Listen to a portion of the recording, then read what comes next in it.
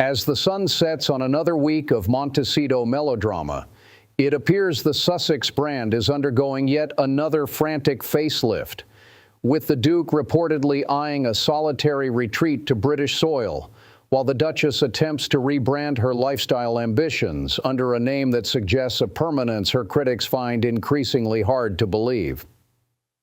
Good evening to you all, my discerning friends, as we gather once more to unpick the latest threads of this rather exhausting tapestry from across the pond.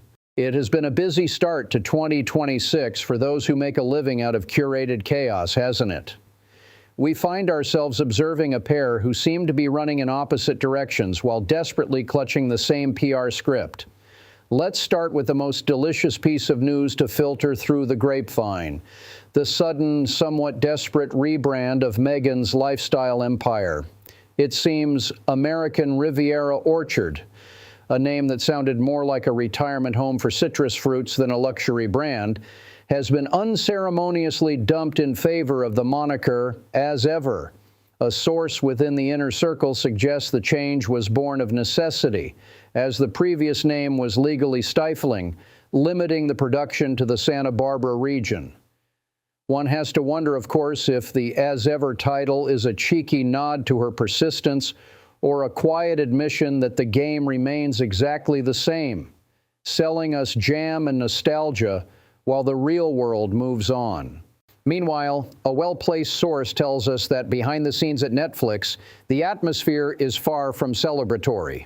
While the couple managed to scrape together a contract extension, it is, by all accounts, a significant demotion. No longer the golden children with a $100 million blank check, they've been moved to a first-look deal. For those of you who aren't up to speed on Hollywood jargon, that essentially means Netflix has the right to say no first. And given the viewing figures for Harry's recent Polo documentary, one suspects they'll be exercising that right quite often. It's a far cry from the global domination they promised when they first fled the coop, isn't it? One can almost hear the sigh of relief in the boardroom now that the exclusive golden handcuffs have been replaced with something a little more, let's say, flexible. But it isn't just the professional life that's showing cracks.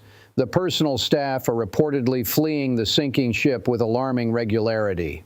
A source behind closed doors has whispered that the recent departures of their chief U.S. publicist Meredith Maines and the longtime Archewell director James Holt have sent the Duchess into what can only be described as a tailspin. We've seen this pattern before, haven't we? A trail of exhausted assistants and misunderstood executives left in their wake. This time, however, a longtime family acquaintance suggests that Meghan is increasingly pointing the finger at Harry for their business woes. It's a classic blame game, really. When the empire isn't expanding at the rate your ego demands, find the nearest person to hold responsible. Poor Harry, it seems, is becoming the spare in his own marriage as much as he was in the firm. Speaking of the Duke, he's been looking a bit ragged of late, hasn't he? A well-meaning staff member recently noted his erratic body language at a recent social media safety event in Los Angeles. While Prince William is out in Saudi Arabia looking every bit the statesman and future king, Harry is seen gesticulating wildly, looking for all the world like a man who has realized he's traded a palace for a glass house. There are even whispers, very serious ones according to someone close to palace circles, that Harry has formally initiated the process to renounce his American residency. The rumor is he's begging for a way back, alone. The palace, of course, is 3 steps ahead. A source behind closed doors tells us that courtiers have already drafted what they call a divorce contingency plan, a clinical, transactional arrangement that would see the children's schooling and travel mapped out in meticulous detail, while allowing Meghan to keep the title as a face-saving measure. It's all very business as usual for the institution, which has seen it all before and isn't about to be caught off guard by another emotional earthquake. And yet, despite the internal rot, the public show must go on. We saw them just days ago at the NBA All-Star Game, sitting courtside and grinning for the cameras next to Queen Latifah. A source within the inner circle noted the timing was impeccable, just as the rumors of a professional uncoupling were reaching a fever pitch. It's the Sussex specialty. When in doubt, find a celebrity to sit next to and hope the stardust rubs off. But look closer at those photos, my friends. The smiles are synchronized, the outfits are coordinated, but the eyes tell a different story. It's a performance. It's a Valentine's Day soppy publicity blitz, as one source behind closed doors put it, designed to sell a feeling of domestic bliss while the lawyers are likely sharpening their pencils. Meghan's latest Instagram offering, a video of a red ribbon box and some raspberry spread, is meant to evoke comfort and closeness. Personally, I find it a bit rich, considering the trail of bridges they've burned back in London. The contrast with the working royals is becoming impossible to ignore. While King Charles and the Princess of Wales have dealt with their health battles with a quiet dignity that has galvanized the nation, the Montecito pair seem obsessed with their own victimhood. A new biography has recently surfaced. William and Catherine, The Intimate Inside Story, which claims Harry was incredulous and furious that Meghan wasn't given round-the-clock police protection before they were even married.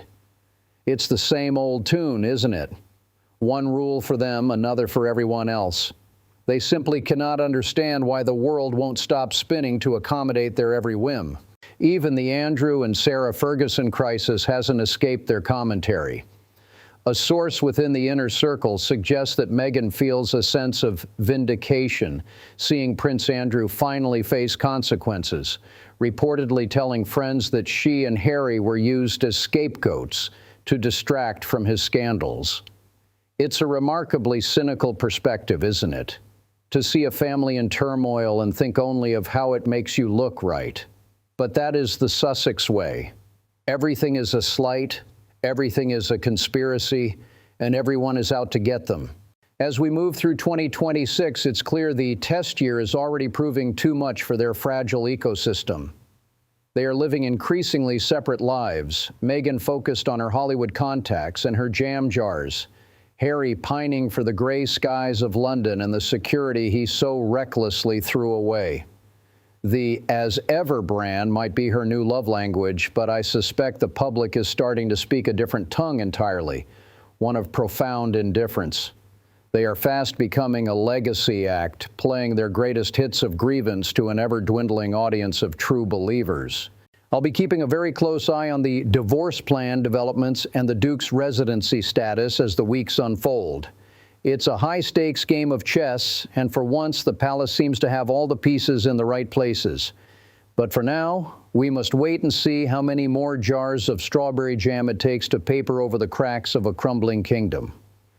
Would you like me to look deeper into the specific legal details of the palace's contingency plan for Harry's potential return?